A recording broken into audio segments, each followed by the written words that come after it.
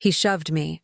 At my own Christmas table in front of my grandchildren, my son-in-law took my arm and forced me out of my chair at the head of the table. "My father sits here now," he announced, and my own daughter just stood there and watched it happen. But that public humiliation was nothing compared to the poison I overheard them whispering later that night. Their secret plan to have me declared mentally incompetent so they could take my house. They thought their frail old mother-in-law was finished. They had no idea that the next morning, I would make one single phone call that would bring their entire world crashing down. Before I tell you exactly what happened when my lawyer called him, I need to know who is out there listening. Please take a second and tell me in the comments what city you're watching this from. You won't believe what I did next. The smell of Christmas has always been my favorite thing. It's the scent of pine from the real tree standing in the corner, the warm cinnamon from the apple pie cooling on the counter, and the rich, savory aroma of a turkey roasting slowly for hours. For 2 days, I had been on my feet, basting that turkey, rolling out the dough for the dinner rolls, making sure every single dish was exactly how my family remembered it from their childhoods. This meal wasn't just food. It was a legacy. It was my way of holding us all together, a tradition I had kept alive long after my husband Robert had passed. His chair at the head of the table may have been empty, but I filled the home with enough love for the both of us. The doorbell rang, and the sudden rush of cold air was followed by the joyful chaos of my grandchildren, Lily and Tom, bursting through the door. Their little faces, red from the winter chill, were all the payment I ever needed. My daughter Sarah followed them in, scrolling on her phone, a distracted "Hi, Mom" tossed over her shoulder. Then came her husband, Mark. He was a big man, and he seemed to fill my hallway with an energy that always felt more like an invasion than a visit. With him was his father, Walter, a quiet man who always seemed a little lost. I hugged my grandchildren tightly, breathing in the scent of snow and childhood. I'd prepared their favorite macaroni and cheese, even though it didn't quite fit with the rest of the Christmas menu, because seeing them happy was my primary goal. Always. Sarah barely looked up from her screen as I took her coat, and Mark was already looking around the living room as if he were inspecting a property, his eyes lingering on the silver candlesticks my mother had left me. I ignored the familiar sinking feeling in my stomach, the feeling of being a service provider, a backdrop to their lives rather than a central part of them. Tonight was Christmas Eve. I would not let that feeling win. After an hour of stilted conversation, mostly me asking the children about school while Mark talked loudly to Walter about his investments, I finally announced that dinner was ready. A cheer went up from the kids, and I felt a flicker of pride. I led the way into the dining room, where the table was set with my best china and the crystal glasses that only came out once a year. The turkey sat golden brown on the platter, a testament to my hard work. My heart was full. This was it. This was what mattered. I walked to my usual seat, at the head of the table. It was the chair I had occupied at every family meal since Robert died. From there, I could see everyone. I could make sure everyone had what they needed. It was my place. As I began to pull the chair out, a hand landed firmly on my arm. It was Mark. He gave me a smile that didn't reach his eyes, a salesman's smile. "Whoa there, Carol," he said, his voice laced with a condescending cheerfulness. "We're actually going to have my dad sit here this year." I froze. My hand was still on the back of the chair. The room went silent. Even the children stopped chattering. I could feel 4 pairs of eyes on me. I looked at Mark, confused, thinking maybe I had misheard him. He gently but firmly pushed my arm away from the chair and pulled it out for his father. "It's the place of honor, you know," he continued, as if explaining something to a child. "And since he's our guest, it's only right." Walter looked uncomfortable, shifting his feet, but he didn't refuse. My gaze shot across the table to my daughter. I was looking for an ally, a lifeline. I expected her to say something, to laugh it off as one of Mark's bad jokes. To say, "Don't be ridiculous, Mark. That's Mom's chair." But she didn't. Sarah just looked down at her plate, busying herself with unfolding her napkin. She gave a little, almost imperceptible shrug. "Mom, it's just a chair," she mumbled, not meeting my eyes. Please don't make a big deal out of it. Don't make a big deal out of it. The words echoed in the silent room. It felt like a slap. A physical blow would have hurt less than the casual dismissal in her voice. Mark had pushed me aside, but it was my own daughter who had just told me I was invisible, that my feelings, my place, my traditions, they were an inconvenience, a problem to be managed. I felt a hot wave of shame wash over me, my face flushing. In my own home, in front of my grandchildren, I was being treated like an obstacle. I swallowed hard, the lump in my throat feeling as large as a stone. I couldn't make a scene. Sarah was right about that. It would ruin Christmas for the children. So I did what I had always done. I kept the peace. I manufactured a smile that felt like cracking glass and took the seat on the side, squeezed between the high chair and the wall. The conversation started up again, loud and artificial. Mark, now sitting at the other end of the table like a king, carved the turkey that I had cooked. He passed around the mashed potatoes I had whipped and the gravy I had stirred for an hour. No one mentioned the chair again. They all just ate my food in my dining room at my table, while I sat on the sidelines, a guest in my own life. Each bite of food tasted like dust. I could hear them laughing, talking about their upcoming ski trip to Aspen, a trip they hadn't even mentioned to me. I watched my daughter smile at her husband, the man who had just publicly humiliated her mother, and I saw that she had already forgotten. Or worse, she simply didn't care. As I looked at that empty space where I was supposed to be, I realized it wasn't just a chair they had taken from me. It was my role, my authority, my dignity. And the silence from my daughter wasn't just silence. It was an answer. It was a choice. She had chosen her husband's comfort over her mother's respect. And that was a betrayal that no amount of cheerful Christmas music could ever drown out. That night, sleep was a distant country I could not reach. I lay in my bed, the familiar weight of Robert's old quilt doing nothing to soothe me. The house was silent, but my mind was screaming. The scene at the dinner table played over and over again, a cruel loop of my son-in-law's smug face and my daughter's averted eyes. I tried to tell myself it was a single, thoughtless act, an anomaly, a mistake made in the name of holiday stress. But my heart knew the truth. It wasn't a mistake. It was a message. And as the hours ticked by, my memory began to supply the evidence, connecting the dots of a pattern I had tried so hard to ignore for years. I remembered the summer, just 3 months before. Mark's car had broken down, and he had come to me with a face full of practiced despair. He had called me Mom, something he only did when he wanted something. He said the repair would be $2,000, and that with the kids' school expenses, they were completely tapped out. He promised to pay me back the moment his monthly bonus came in. I saw the worry on my daughter's face, and my heart ached for her. I wanted to be the mother who could solve her problems, who could ease her burdens. So I dipped into the emergency fund Robert and I had so carefully built, the account we had earmarked for a new roof or a medical crisis, and I transferred him the money. The first of the next month came and went. Not a word. I waited another 2 weeks before gently asking Sarah about it. She became instantly defensive, her voice sharp. "Oh, Mom, things are just so hectic," she'd sighed, as if I were the one putting her out. "Mark's been so stressed at work, and we had to put the deposit down for our Aspen ski trip. We need this getaway, you know? We'll get it to you eventually." I remember the casual way she said it. Aspen. They had taken my emergency money, my safety net, and turned it into lift tickets and luxury condo rentals.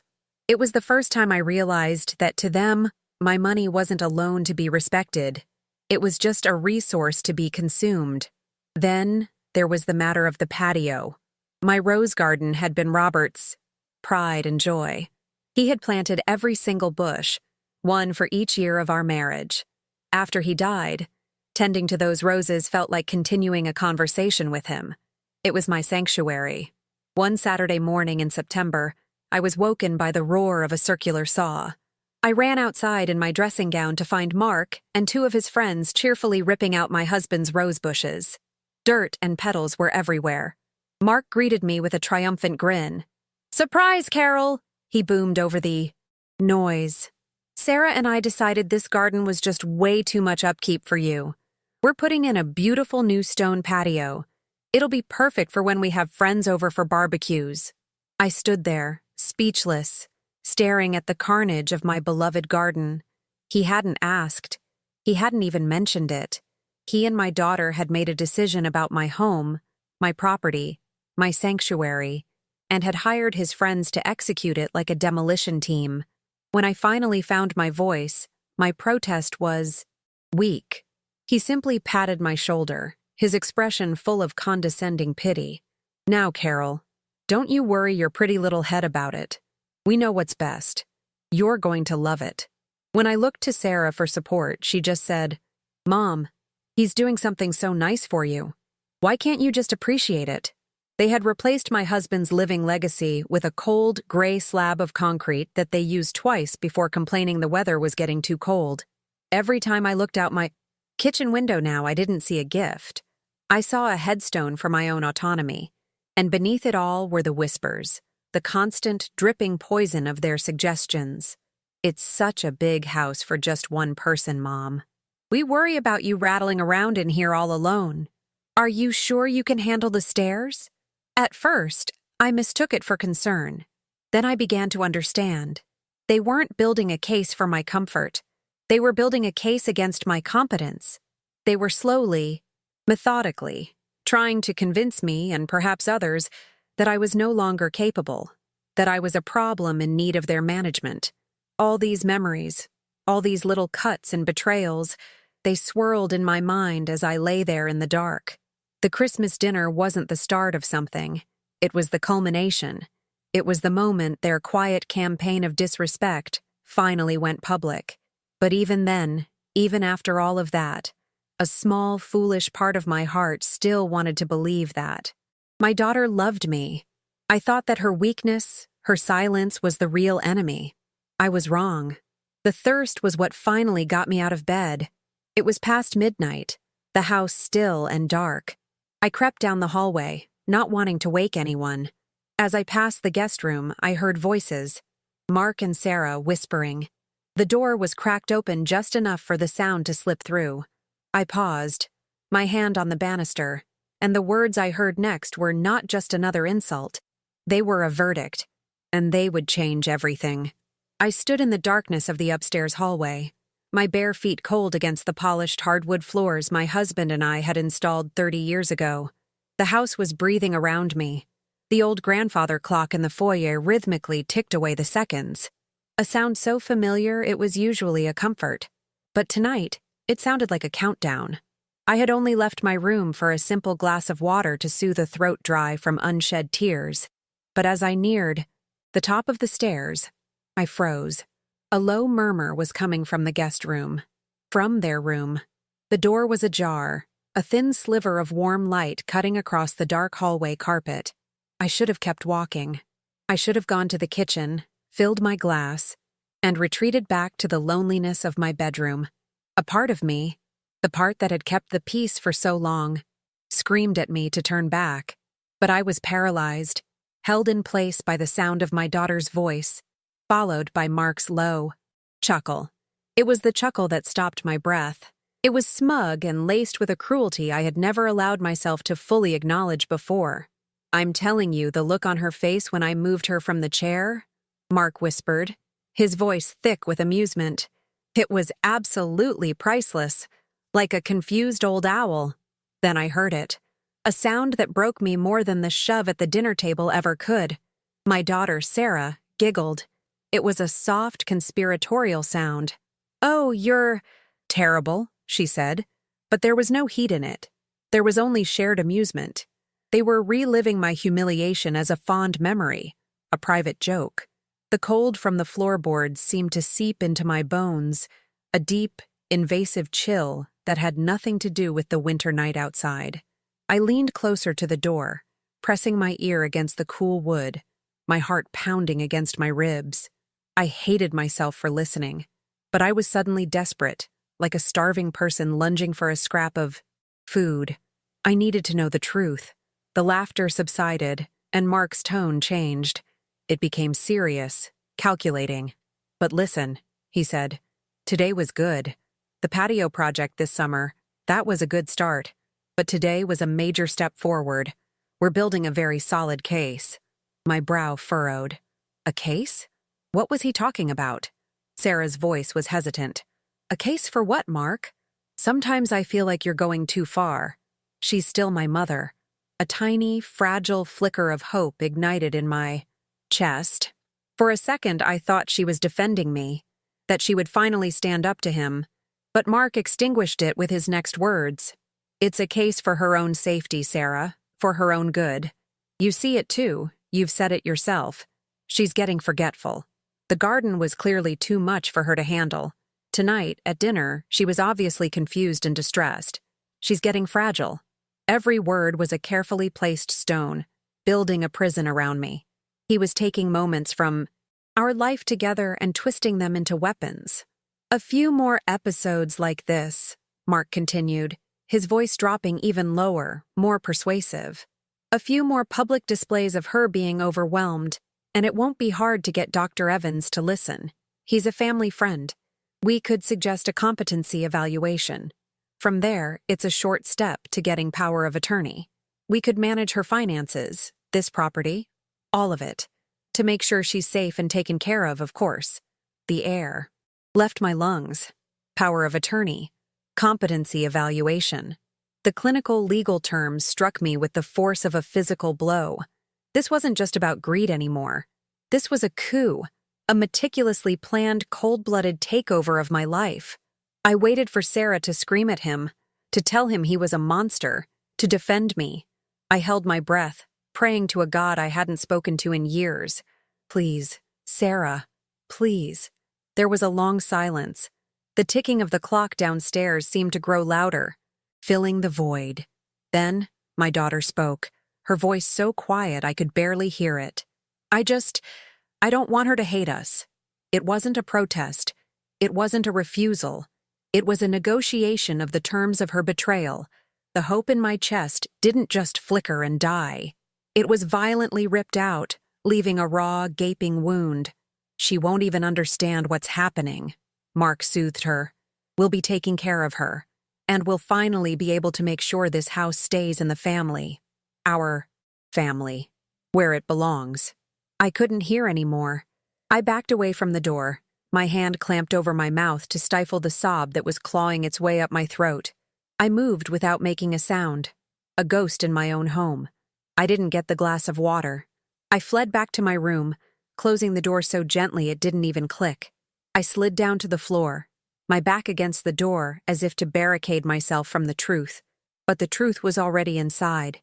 It was in my head, echoing in the terrible silence. They weren't just taking my chair or my money or my garden. They were plotting to take my mind. They were orchestrating a campaign to have me declared an imbecile, a ward of the state, with my own daughter as a willing conspirator.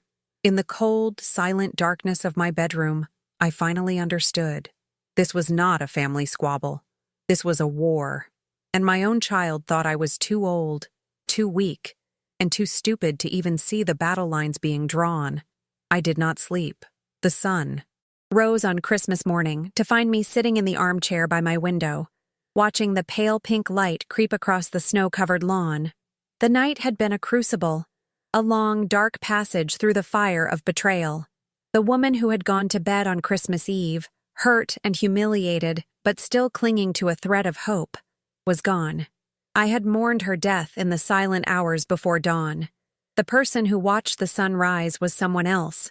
She was colder, clearer, and terribly, terribly awake. When I looked at my reflection in the dark window pane, my face was pale and my eyes were shadowed, but they were also steady. The tears I thought would surely overwhelm me never came. The pain was still there, a deep, physical ache in my chest, but it had crystallized into something hard and heavy, like a diamond. It was no longer just a wound. It was a weapon. I knew then that I would not cry. I would not scream. I would not give them the satisfaction of an emotional breakdown. They were expecting hysterics. They were counting on it. Hysterics would be another brick in the wall of their case against me, another piece of evidence that I was unstable. I would give them nothing but calm. Downstairs, the sound of my grandchildren's excited voices was the signal that the performance had to begin.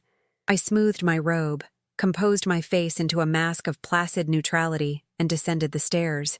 The living room was aglow with the lights from the Christmas tree. Piles of brightly wrapped presents were a testament to a joy I no longer felt. Lily and Tom ran to me, hugging my legs, their innocence a painful contrast to their parents' corruption. For their sake, I would play the part of the loving grandmother. For now. I handed them their gifts, smiling as they tore away the paper. Across the room, I watched Mark and Sarah. It was like seeing them for the first time. I was no longer looking at my daughter and her husband. I was studying my adversaries. I saw the way Mark handed me my gift, a generic vanilla-scented candle still in the bag from the store, his eyes already scanning the pile for his own presents. He didn't even say, "Merry Christmas."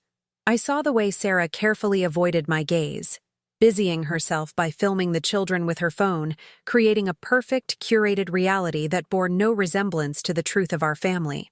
Mark unwrapped the expensive watch Sarah had bought him, his face lighting up with genuine pleasure. He strapped it to his wrist and held it out for his father to admire. "A man's home is his castle," he said with a laugh. "But a good Swiss watch is his crown." He said it loudly, a proclamation to the room. To my room. I simply watched, my expression unreadable, filing the moment away. Every word, every gesture was data. While Sarah was distracted, I saw my grandson, Tom, struggling with the packaging on a new toy. He looked up at his mother for help, but she was absorbed in her phone. He then looked at his father, who was still admiring his new watch. The boy's face began to crumple. Before a tear could fall, I was there, kneeling on the floor beside him. I took the toy and, with a practiced twist, opened the difficult plastic casing. His smile, bright and pure, was the only genuine thing I had felt all morning. And in that moment, a powerful, protective instinct surged through me. This was not just about me anymore. It was about these children who were being raised by a predator and his accomplice. The rest of the day was a study in self-control. I sat through Christmas lunch, eating the leftovers from the dinner I couldn't stomach the night before. I listened to their plans for the new year. They spoke of renovations to the house, using the definite article as if it were already theirs. They were going to knock down the wall between the kitchen and dining room to create an open-concept space. My husband had built that wall with his own 2 hands. I said nothing. I just nodded, a faint, serene smile on my lips. My silence seemed to confuse them. They would look at me, expecting a reaction, and find nothing. I could see a flicker of unease in Sarah's eyes. This quiet, detached version of her mother was not in their playbook. That evening, after they had gone to bed, I stood in my silent kitchen. They were asleep upstairs, in my guest room, under my roof, dreaming of how they would steal it all. They believed I was defeated. They saw my composure as the quiet surrender of a broken old woman. How little they knew me. They had forgotten I spent 30 years working for a corporate law firm. I wasn't just a wife and a mother. I was the woman who had managed the schedules of ruthless men, who had proofread the contracts that dismantled empires, who understood the fine print better than the men who wrote it. I had been retired for years, but that part of me had not died. It had only been sleeping, and they had just shaken it awake. My husband did not build this home to be a cage for his widow. He built it to be our fortress. Standing there, in the quiet heart of my home, I made a silent vow. The game they had started was one of raw, emotional warfare. But I wasn't going to play their game. I was going to play mine.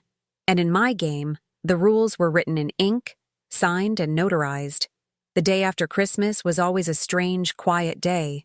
The festive magic had evaporated, leaving behind a battlefield of ripped wrapping paper, discarded ribbons, and the exhausted silence of overindulgence. Mark had claimed the best armchair in the living room and was loudly coaching a football team on the television. Sarah was glued to her laptop, her brow furrowed in the intense concentration of post-holiday online shopping. The children were happily lost in the glowing world of a new video game. They were all in their own little bubbles of distraction, which provided the perfect cover for me to begin. I collected a few stray coffee cups, the perfect image of the diligent housekeeper they saw me as. "I'm just going to tidy up my office a bit," I announced to the room. Mark grunted in response without taking his eyes off the screen. Sarah just waved a dismissive hand, already adding something to her virtual cart. It was as if I had put on an invisibility cloak. Perfect. I closed the door to my small home office, the one room in the house that was still entirely mine, unlike the rest of the home, which they were constantly trying to update and improve. This room remained unchanged. It was organized and pragmatic, lined with binders and file boxes from a life they knew nothing about. My professional life. They saw a grandmother who baked cookies. They had no idea I had once managed the complex litigation calendars for one of the most powerful law firms in the state. I walked past the filing cabinets filled with old tax returns and household warranties. What I needed was somewhere far more secure. Behind a framed photograph of Robert and me on our wedding day, young and full of foolish, beautiful confidence, was the small gray door of a wall safe. My fingers, steady and sure, turned the combination lock. 42, 18, 31, our anniversary. The lock gave a satisfying, solid click. Inside, there was no jewelry, no hidden cash. There was only a single, handsome leather portfolio. I took it to my desk, the scent of old leather and paper filling the air. With reverent hands, I untied the ribbon and opened it. There, in crisp, authoritative type, was the title, The Robert and Carol Miller Family Trust. It was a document we had drafted with my old boss, Arthur Peterson, almost 15 years ago. We'd seen one of Robert's friends lose everything to a conniving son who had his father declared incompetent. Robert had been horrified. "That will never happen to you, Carol," he had vowed. "Not on my watch." My fingers didn't shake as I flipped through the pages. I wasn't looking for comfort in the legal jargon. I was looking for ammunition. I knew exactly what I was searching for. My finger stopped on page 12, section 2, clause B. I read the title aloud in a whisper, the words tasting like salvation. Beneficiary Welfare and Coercion Clause. The language was dense, but the meaning was clear. Robert and I had built this fortress together. The clause stipulated that if the surviving beneficiary, me, was found to be in a living situation deemed emotionally coercive, financially, exploitative, or physically intimidating, the secondary trustee, Arthur, was empowered to take immediate and decisive action to protect the beneficiary and the assets of the trust. The first and most important asset listed was this house. The clause gave Arthur the authority to remove any and all contributing parties from the property to ensure my peace and safety. It was an emergency eject button, a legal fail-safe we had built into the very foundations of our life together. It was the last gift my husband ever gave me. I picked up the phone on my desk. I didn't need to look up the number. I knew Arthur Peterson's private line by heart. I took one deep, steadying breath and dialed. He answered on the second ring, his voice as crisp as I remembered. "Arthur Peterson." "Arthur, it's Carol Miller," I said, my own voice calm and even. There was a moment of surprise, and then his tone warmed instantly. "Carol, my goodness, it's been too long. Is everything all right? A belated Merry Christmas?" "To you." "And to you, Arthur," I replied, cutting through the pleasantries. "I'm sorry to call on a holiday, but I'm afraid everything is not all right. I need your professional help. Do you recall the trust you drafted for Robert and me?" His voice immediately shifted from friendly to focused. He was a lawyer again. "Of course. I remember it very well. Robert was quite insistent on several of its protections. He was a smart man," I said. "Arthur, I need you to look at Clause 2B. The line went silent for a moment. I could almost hear the gears turning in his sharp legal mind. When he spoke again, all warmth was gone, replaced by grave concern. "Carol, what's happened? Are you in some kind of trouble?" "I am in the exact kind of trouble that Robert foresaw," I said. my voice as firm as steel. It's happening now, in this house. I need you to activate the clause. Another silence. This one shorter. He understood. He did not question me or ask for details. He trusted me. That, I realized, was a feeling I had not experienced from my own family in years. Consider it done, he said, his voice now a low, dangerous hum of professional fury. I will have my assistant pull the file immediately. The official notices will go out tomorrow. I will handle the first call myself. Are you safe, Carol? I am perfectly safe, I said. They have no idea. Good, he replied. Don't let them. Let them think everything is normal. I will call their primary phone number tomorrow at precisely 10 a.m. Talk to you soon. I placed the receiver back in its cradle with a steady hand. The call had taken less than 90 seconds. The wheels of justice, my justice, were now turning. I sat back in my chair and listened.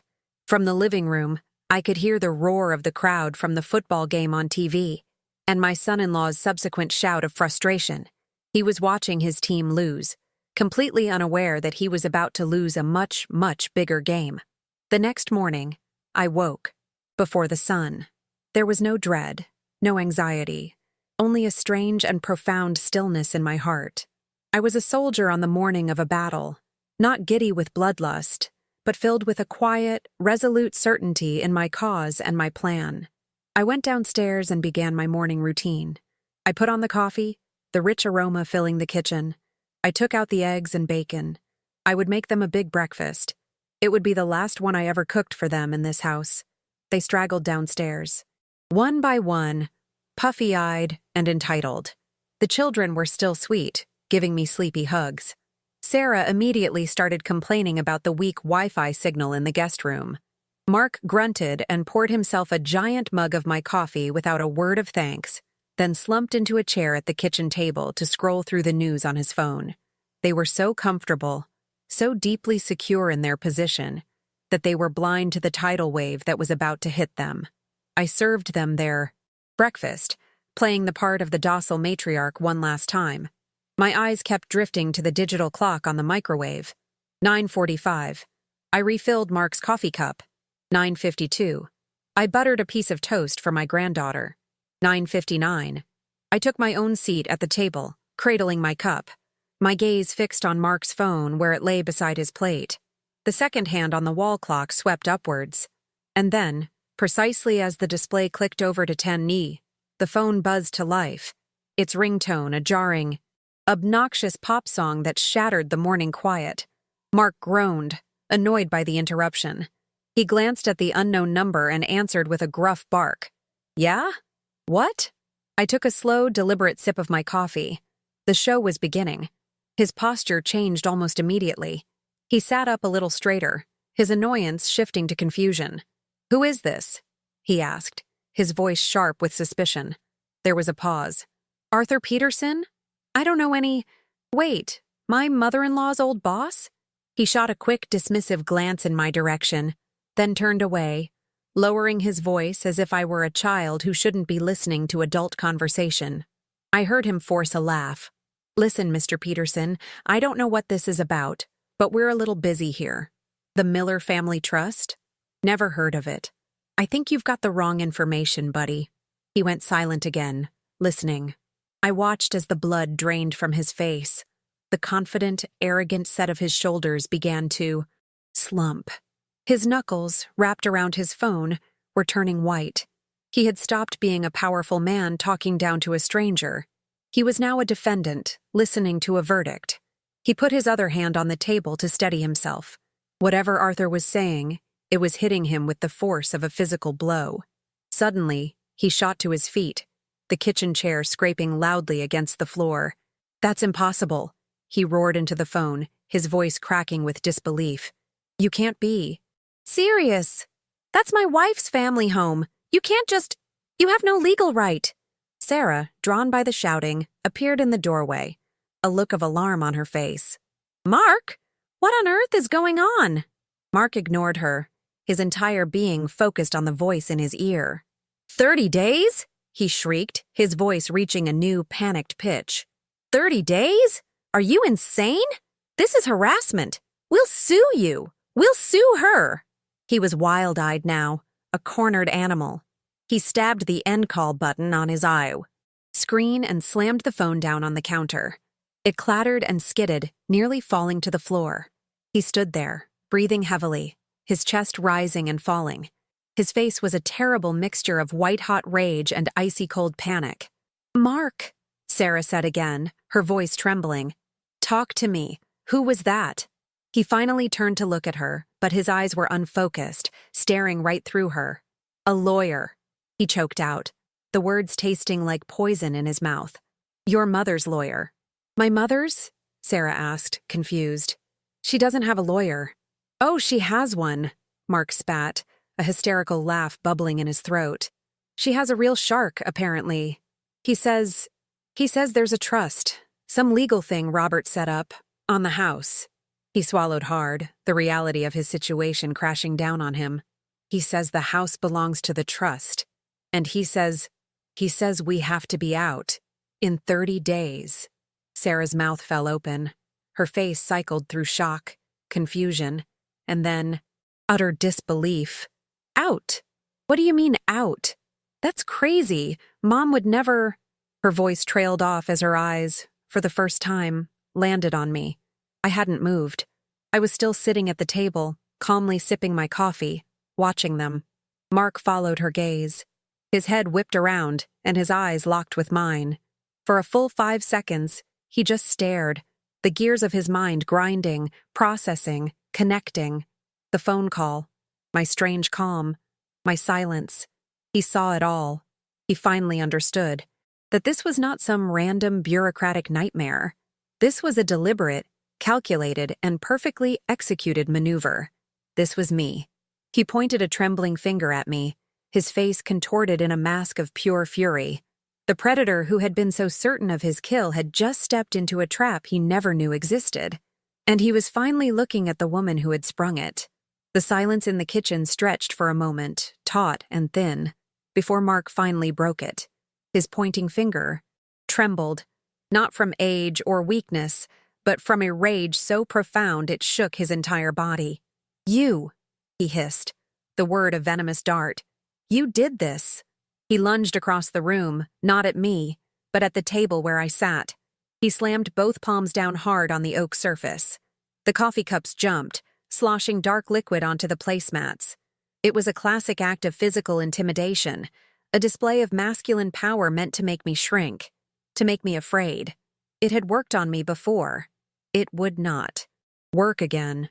"You went behind our backs," he roared, his face turning a blotchy, unhealthy red. "You called some lawyer to try and scare us? What kind of sick, twisted game are you playing, Carol?" Before I could answer, Sarah rushed to his side, playing her part in this ugly drama perfectly. Her face was already streaked with tears. Real or fake, I couldn't be sure, but they were copious. "Mom, how could you?" she wailed, her voice cracking pitifully. "We're your family. After everything we do for you.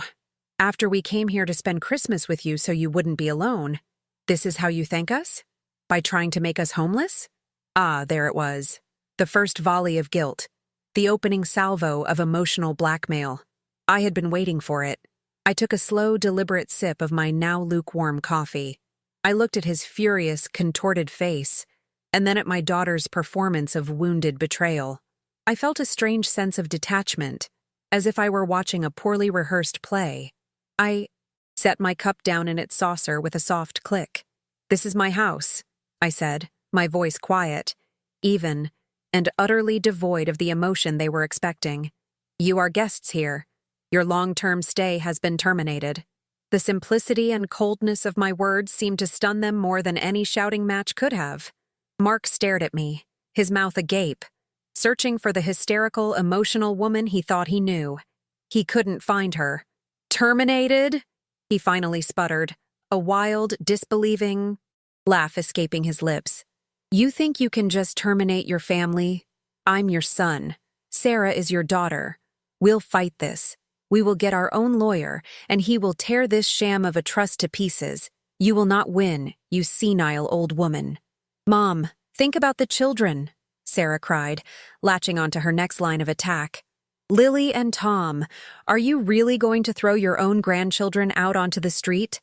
What kind of grandmother does that? They love this house. You're going to rip them away from the only home they've ever really known as a family. It was a low blow, and it was meant to be. For years, the mere thought of hurting my grandchildren had been the leash they used to lead me wherever they wanted.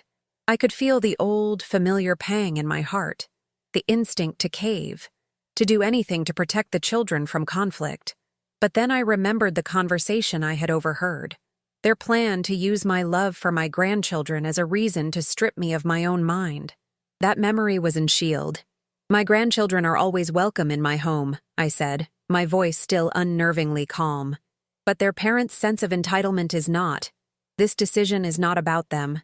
It is about your actions. I turned my gaze to Mark. If you wish to pursue legal action, you are free to do so. Your lawyer can direct all correspondence to Arthur Peterson. I'm sure you still have his number. My composure was like gasoline on the fire of his rage. He began to pace the kitchen, running his hands through his hair, a caged animal. He launched into a frantic tirade, a mix of threats and justifications. He reminded me of all the times he'd mowed my lawn, as if that were a down payment on the property. He brought up the patio he'd built, the one that had destroyed my husband's garden, framing it as an act of selfless generosity. He was throwing everything at the wall, desperate for something to stick, for some old lever of guilt or obligation to work. It was all useless. I was no longer connected to those levers. I had cut the strings myself. Seeing her husband failing, Sarah made one last, desperate play. She ran from the kitchen and returned a moment later, pulling little Lily by the hand. My granddaughter looked confused and scared, her eyes wide. Lily, tell Grandma you love her, Sarah instructed, her voice thick with fake emotion. Tell Grandma you don't want to leave her house. That was it. The final line. The one I knew they would cross, using a child as a human shield. I stood up from the table, my movements slow and deliberate. The scraping of my chair seemed to silence the room. I looked down at Sarah, at her tear-stained, manipulative face, and I felt not anger, but a vast, empty pity. Do not, I said, my voice dropping into a low, quiet register that was more menacing than any shout. Ever use my grandchild as a pawn in your games again. This conversation is over. I walked out of the kitchen, leaving them standing there in the wreckage of their own making. I could hear Sarah burst into heaving sobs, the sound of a desperate actress whose audience had just walked out. Mark was silent, the blustering rage finally extinguished, leaving only the cold, hard ash of defeat. They had thrown their entire arsenal at me: anger, intimidation, guilt, and emotional blackmail. And they had found themselves battering against a solid wall of stone. The next 24 hours were a masterclass in suffocating silence. The air in my home, usually filled with the sounds of life, had become thick and heavy, weighted down by unspoken resentment. Mark and Sarah confined themselves to the guest room, emerging only for quick, silent raids on the kitchen, their eyes avoiding mine at all costs. They kept the children with them, away from me, a tactic that was both a punishment and a pathetic attempt to shield their last remaining asset. They were waiting, I suppose, for me to break, for me to come to them, weeping, begging for a way. Reconciliation, offering a compromise. They had grossly misjudged the situation. I was done compromising. That evening, after I had put my own dinner away, I walked up the stairs, my steps measured and sure. I did not hesitate. I knocked twice on their door, a firm, authoritative sound that did not invite negotiation. Mark, Sarah, I called through the door, my voice clear and steady. I would like to speak with you, in the living room, in 5 minutes. It was not a request. It was a summons. And we all knew it. I heard a frantic, whispered conversation from inside, and then Sarah's meek voice replied, "We'll be right down." I went to the living room and prepared the stage. I didn't sit in my usual soft armchair, the one where the grandmother they thought they knew would read stories to her grandchildren. Instead, I sat at the large mahogany dining table, the site of my recent humiliation, and claimed it as my seat of power. I sat upright, my back straight, and placed a thin manila folder on the polished wood in front of me. When they finally entered the room, they looked like defendants being led into a courtroom. Mark's face was pale and drawn, the blustering rage of yesterday replaced by a sullen, resentful fear. Sarah's eyes were red-rimmed and puffy, her entire posture radiating defeat. They stood awkwardly before the table, waiting for me to speak. "Please sit down," I said, gesturing to the chairs opposite me. They sat. I let the silence hang in the air for a moment, letting them absorb the new dynamic. I was in control now, completely. "I wanted us to have one final conversation," I began, my voice calm and dispassionate, "so that there can be no room for misunderstanding as we move forward." I looked at Mark, then at my daughter. "For years," I said, stating a fact, not an accusation, "you have viewed me as a utility, a resource, a stepping stone to the life you felt you deserved. You mistook my patience for passivity. You confused my love for weakness. That was a profound miscalculation." I opened the folder. I slid 2 documents across the table towards them. The first is a copy of the official eviction notice from my lawyer. As you can see, it is perfectly legal and binding. The second, I said, tapping a finger on the thicker document, is a copy of the Miller Family Trust. I have highlighted the relevant sections, including Clause 2B, which you now know as the Beneficiary Welfare and Coercion Clause. I thought you should have your own copy to review. Mark stared at the papers as if they were venomous snakes. Sarah wouldn't even look at them. "Here are the new rules," I continued, my voice unwavering. "You have 30 days from the receipt of this notice to vacate my property. During that time, you will conduct yourselves as respectful tenants. After you leave, all financial support from me will cease. The car insurance payments I make for Sarah's car, the cell phone plan I have paid for since she was 16, the frequent and substantial loans that were never repaid. All of it ends. The Bank of Carroll," I said, allowing a thin, cold smile to touch my lips, "is permanently closed." Sarah finally broke, a desperate sob escaping her lips. "Mom, please," she whispered, her hands clasped together as if in prayer. "Don't do this to us. We're sorry.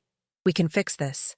Mark, seeing his last hope, chimed in, trying to sound reasonable. "Carol, be fair. We've built our life around this house, around you, to just throw us out with nothing. It's not right." I listened to their pleas, their final, pathetic attempts at manipulation, and I decided to give them the truth, the one thing they could not argue against. "You want to talk about what isn't fair?" I asked, my voice dropping to a near whisper, forcing them to lean in to hear me. "Let's talk about Christmas night, after you sent me away from my own table. When I came out of my room for a glass of water, I watched their faces as the blood drained from them. I saw the flicker of dawning horror in Sarah's eyes, the sick, guilty recognition in Mark's. I stood in the hallway," I continued, pressing my advantage, "and I heard everything. I heard the laughter. I heard the planning. I heard you, Mark, lay out your strategy to have me declared mentally incompetent. And I heard you, Sarah, agree that it was for the best. I heard it all. Checkmate. It was the final devastating blow. There was nowhere for them to run, nowhere to hide. Their ugly, secret conspiracy was now laid bare on the table between us. They were caught, they were exposed, and they were, finally, silent. I stood up from the table, my business here concluded. I left them sitting there, 2 statues carved from shame, with the legal papers and their own treachery staring up at them. There were no more tears, no more threats. There was only the dead, heavy silence of 2 people who had just been forced to look at their own reflections, and for the first time, to see the monsters staring back. They finally understood. They hadn't just lost a house. They had lost everything. The 30 days that followed were the longest and strangest I had ever spent in my own home. The house became a cold, silent territory of carefully drawn borders. We were three adults living under one roof, but we moved like ghosts, navigating hallways and doorways so as to never cross paths. The sounds of their lives, once so loud and intrusive, were replaced by the funereal quiet of frantic, whispered phone calls and the resentful scrape of moving boxes being dragged across the floor. Their arrogance did not die a quiet death. It bled out, slowly and painfully, all over my living room floor. I watched them, not with triumph, but with a kind of clinical sadness, as they were crushed under the weight of a reality they had spent years avoiding. The first casualty was their pride. I saw them huddled over Sarah's laptop at the kitchen table, their faces grim as they scrolled through apartment listings. The spacious three-bedroom townhouses in gated communities they had once looked at for fun were now a cruel joke. Their search history quickly devolved into cramped two-bedroom apartments above strip malls, in suburbs they had always looked down upon. Mark, the man who acted as if he were the CEO of the world, had to humble himself to apply for these rentals.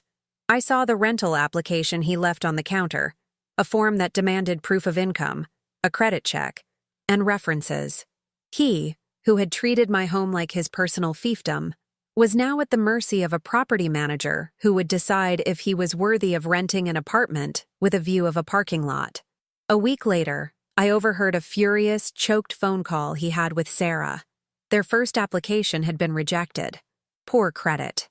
It seemed the life of luxury they had been projecting was built on a foundation of debt.